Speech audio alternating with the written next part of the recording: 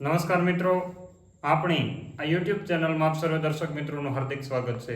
મિત્રો, આજે ચર્ચા કરવાની છે કે આપણા જે સોયાબીનનો પાક છે અત્યારે ખૂબ સારું મતલબ વાવેતર થયું છે. ઘણા બધા વિસ્તારોની અંદર ખૂબ સારી એવી variety KDS 726, KDS 753, GS4, GJS3 આજે મુખ્ય 4 વેરાયટીઓનું જે વાવેતર થયું છે તો એ વાવેતર માટે જોઈએ તો મિત્રો ઘણી બધી સોયાબીનની અંદર અત્યારે નવી અદ્યતન ટેકનોલોજી આવી ગઈ છે અને ઘણા બધા ખેડૂત મિત્રોના ટેલિફોનિક માધ્યમથી ચર્ચા થઈ અને ઘણા બધાની કોમેન્ટ પણ હતી કે સાહેબ સોયાબીન વિશે માહિતી આપો. તો સોયાબીનની અંદર અત્યારે જેને 30 થી 45 દિવસનો જે આ સમયગાળો થયો છે એ સમયગાળાની અંદર ખેડૂત કેવી માવજત કરે તો જેથી એના સોયાબીનની અંદર ખૂબ સારું ઉત્પાદન લઈ શકાય. નહીં તો ઘણીવાર એવું ઘણાએ કીધું મને કે સાહેબ તમે તો મગફળી ને કપાસ વધીને મગફળીની માહિતી એની પછી થોડી કપાસની માહિતી, સોયાબીન વિશે તો આ વખતે કાંઈ બોલ્યા જ નથી. એટલે ઊભા સોયાબીન માટે આપણે ખૂબ અગત્યનું ખૂબ મહત્વનું છે. તો એના માટે જોઈએ તો વૃદ્ધિ અને વિકાસ ખૂબ અગત્યનો છે, કારણ કે સોયાબીનના છોડનો વિકાસ નહીં થાય જેટલો સોયાબીનનો છોડ મોટો થાય, એમાં મગફળી જેવું નથી.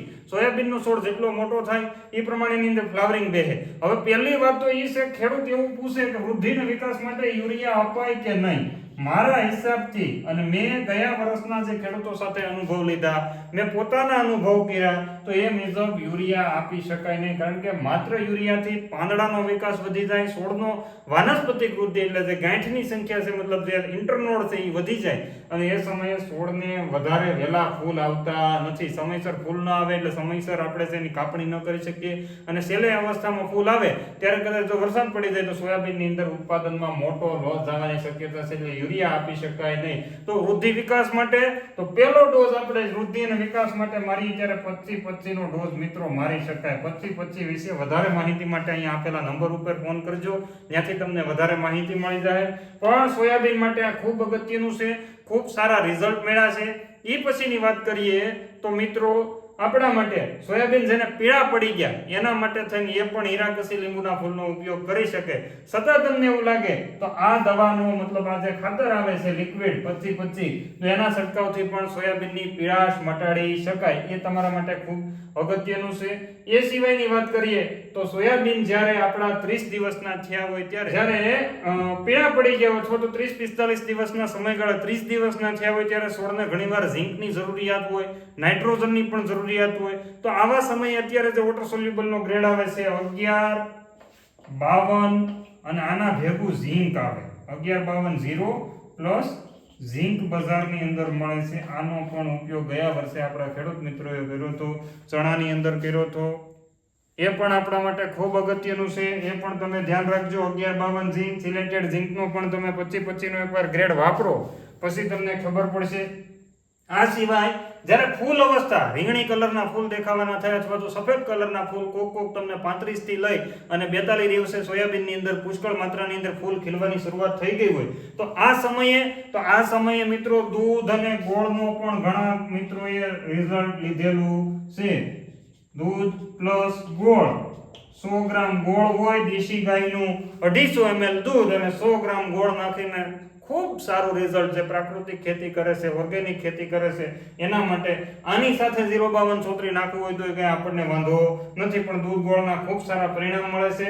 અને આ ફૂલ અવસ્થાએ ખાતર નાખવું હોય મિત્રો તો આપણે 052-34 તમે 052-34 અને આ છે 100 ગ્રામ એક પંપની અંદર બરાબર. આ વખતે એક ખેડૂત મેળો છો સાહેબ 052-34 કેટલા બાસકા વીઘામાં નાખવા?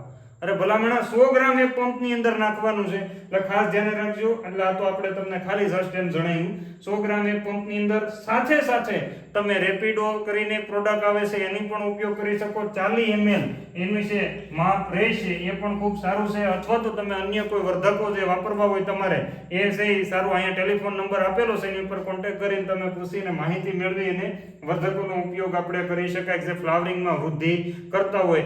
એની સાથે જોઈએ તો બીજા રાઉન્ડની અંદર આપણે જ્યારે 50 દિવસના એટલે કે 45 દિવસ પછીના સોયાબીન થાય ત્યારે તો કે 0-60-20 કારણ કે ત્યારે હિંગ ભરાવાની શરૂ થઈ 0-60-20 આપણે સહી 30 ml એક પંપની અંદર નાખી અને છંટકાવ કરવાનું છે. લિક્વિડની અંદર આવે છે, ખૂબ સારો ગ્રેડ છે. સાથે એની સાથે જોઈએ તો માઇક્રોન્યુટ્રિયન્ટ ગ્રેડ 4 નો પણ ઉપયોગ કરી શકાય છે. અત્યારે મિક્સ માઇક્રોન્યુટ્રિયન્ટ ચિલેટેડ ફોર્મની અંદર આવતું હોય, EDTA ફોર્મની અંદર આવતું હોય તો આ બંને વસ્તુ સોયાબીનની એની અંદર ખૂબ ફાયદાકારક રહેશે. પોષણ વ્યવસ્થા જેની સારી હશે તો એ છોડથી આપણે મજબૂત, છોડના મૂળ મજબૂત હશે તો છોડની શીંગું વધારે મજબૂત બનશે, અને વધારે મજબૂત શીંગું બનશે તો આપણને ઉત્પાદન સારું મળશે. જે કોઈને ઈયળનો પ્રશ્ન હોય તો લીંબોળીનું તેલ 90,000 પાવરના નામથી અત્યારે બજારની અંદર કદાચ અવેલેબલ ઘણી જગ્યાએ હોય છે, પણ એ ખૂબ સારી એવી ફૂલ કડવું આવે, 2 દિવસ હાથે અડી ગયા પછી પણ આપણને બહુ કડવો અનુભવ થતો હોય તો આવું કડવું લીંબોળીનું તેલ, જે દવા નથી તેલ છે, આ દવાનો ઉપયોગ કરવામાં આવે લીંબોળીના તેલનો, તો આપણે પ્રકૃતિનું રક્ષણ કરી શકશું. સાથે સાથે જે કોઈને રોજગુણનો પ્રશ્ન રહેતો હોય તો એના માટે પણ આ ખૂબ સારું કડવાટવાળું તેલ આવે છે, એનો પણ ઉપયોગ કરજો. એની વધારે વિશેષ માહિતી માટે અહીંયા આપેલા નંબર ઉપર મિત્રો અવશ્ય તમે કોન્ટેક્ટ કરજો, તમને માહિતી આપવાનો ત્યાંથી પ્રયત્ન થશે અને આપના સુધી સારી માહિતી પહોંચાડવી અમારો એક હેતુ રહેલો છે. તો મિત્રો આ માહિતી તમને સારી લાગી હોય તો ચેનલને લાઈક કરવાનું, ચેનલને સબસ્ક્રાઇબ કરવાનું, બાજુમાં બેલ આઇકોન ઉપર ક્લિક કરવાનું અને આ માહિતી અન્ય લોકોને વોટ્સઅપના માધ્યમથી શેર કરવાનું ભૂલતા નહીં. અસ્તુ, આભાર, જય હિન્દ, ભારત માતા કી જય.